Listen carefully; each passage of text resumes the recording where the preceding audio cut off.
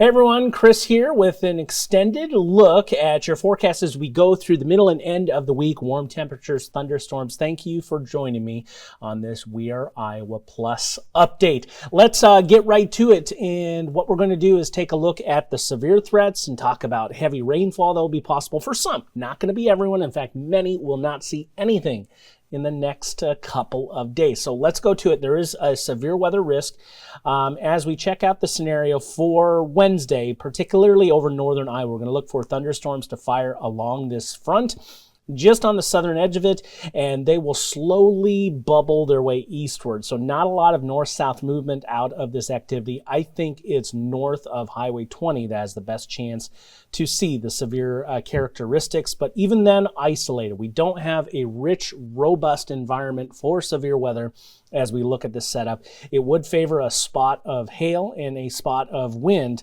possible in those cells that do try to bubble up. Our temperatures at the time of this recording into the 80s. We are looking at readings charging forward on Wednesday up into the 90s. As you see the city sprinkle in there, I think it's low to maybe mid-90s in a couple locations. I do think 90, 91, 92 going to be pretty common across the map here. Warm front is charging through, and that's going to give us the mild conditions, especially for Wednesday. Then we're going to see cloud cover, perhaps again another little spot of rain try to impact those temperatures negatively for Thursday, the day after. It will become more humid. We'll start to see that a bit noticeable on Wednesday, just barely up into that muggy range Thursday and into Friday as well. Watch the wind here as we do see it out of the south and south and west in the morning. There is a clear boundary here that is leading the charge across central Iowa. That's that warm front. It's going to lift up into the northern part of the state as we go into the afternoon. Look at those temperatures into the 90s. And you kind of see what's happening here, that wind shift. This is actually an outflow boundary from the cluster of showers and thunderstorms that gets going late afternoon and evening along that front.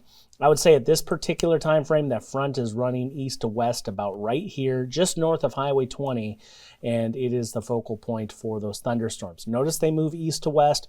They'll bubble up. They'll fade. We're not looking at widespread severe weather, but the activity we do see is generally going to be over northern Iowa, and I think the Des Moines Metro is on the outside looking in this scenario. Then we'll do it all over again. That front is still stalled out on our northern edge. Will lead to more thunderstorms bubbling up on Thursday, especially into the afternoon. Looking at the excessive rainfall, and I'll back it up here one slide so you can get another look at it. Generally following that same thought process on the severe risk is generally northern Iowa.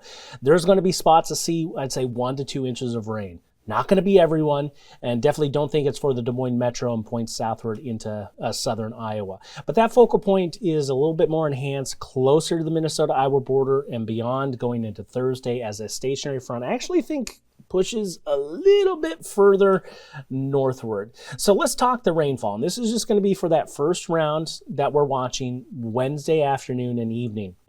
This is not absolute truth, and I do think there's a little wiggle room north and south, but generally along and north of Highway 20 is where we're going to have the best chance for rainfall. Notice Mason City, a hair over 2 inches, Fort Dodge, nothing. Those two could completely flip. It's just if you're lucky enough to see that downpour, I do think there's spots that run 1 to 2 inches.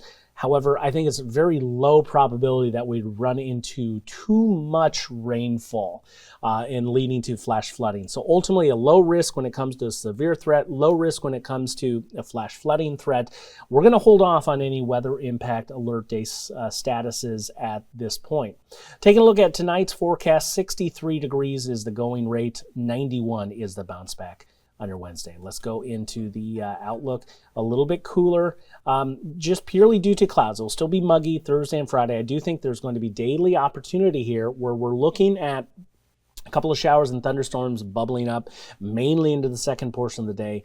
Actually, Friday, there's a sweeping cold front that moves through, and I think that's probably going to be the best chance for rain in central Iowa. Otherwise, it's mostly north each of the next 2 days. A little cooler on Saturday, but bouncing back. This is a very summery looking forecast with those temperatures hanging out, as you see here, into the middle and upper 80s at numerous points. If we do make 90 on Wednesday, that's the first instance of seeing it, and one of the later instances in recent years of doing so about a week and a half behind what would be termed normal. I'm going to take you over to the web browser. I want to talk about the specifics as it pertains to any severe risk for Wednesday afternoon. This is the dew points, and notice they're not off the charts. They're into the mid 60s.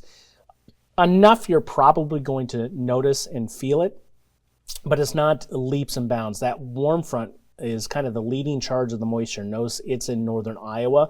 I think those storms form around this time that's noted here. This would be actually 4 o'clock in the afternoon. They would form just off the front into that warm sector. But still, even though we have the rise in moisture, we still have a big disparity when it comes down to it with a dew point depression. And these numbers you can see here, 25, 30 is the difference between the temperature and the dew point. That's a pretty big rise. And what that means is we send those thunderstorms higher up in the sky, the bottoms of them. So I think this alone takes tornadoes off the table. We will have definitely plenty of energy to work with, as I'll show you here with a cape. You can see that again just off that south side of that front. There's plenty of energy there, but so much of it is going to be higher based energy, and that makes it difficult for us to get a tornado threat to the ground. I think what we're looking at here is a couple of stronger updrafts. I'm going to advance on, and you can see that there's some updrafts here that are stronger and they're spinning. So a couple of strong storms on our northern edge, a possibility. Again, don't think this is going to be a threat here in the metro and points southwards. This is especially along and north of the Highway 20 corridor. But there's some stronger rotating updrafts in there. We do have some shear to work with in the environment these storms are forming.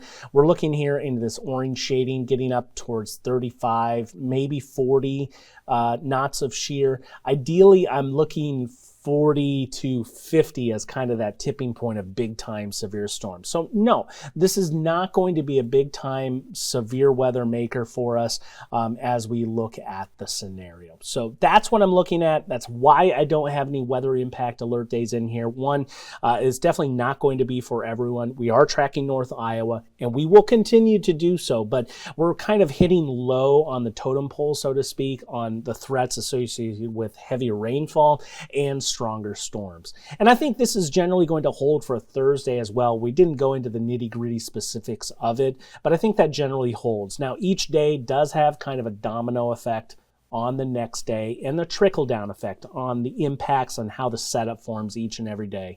So something definitely I am going to be keeping a close track on for you, but I'm not off the charts on significant impacts on really any of these days going forward. Could some pick up a downpour? Yes, and generally that's going to be north for Wednesday afternoon, Thursday afternoon and evening.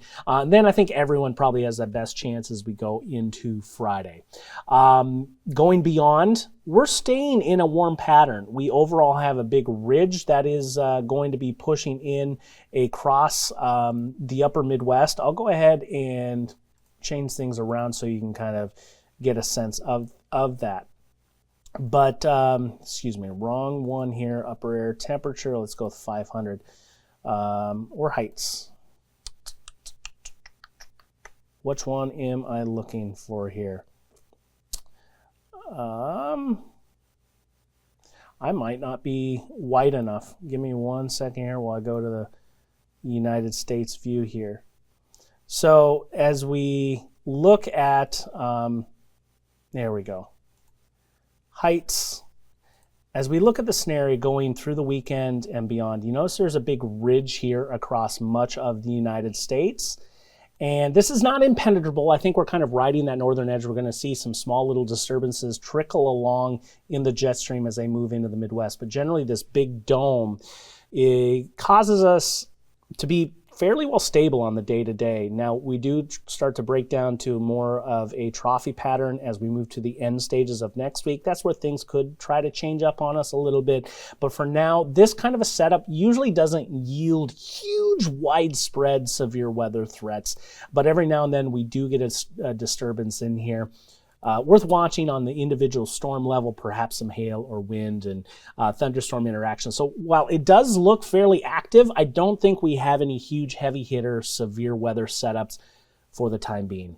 We'll be warm, a lot of mid and upper 80s. Perhaps we can reach 90 degrees if we get a pristine sunny day in the setup ahead in the next 10.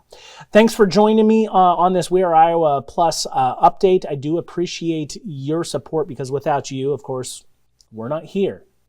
And we are here for you, and we'll continue to do so. I'm Chris Kubal. Thanks for joining me. Have a great day.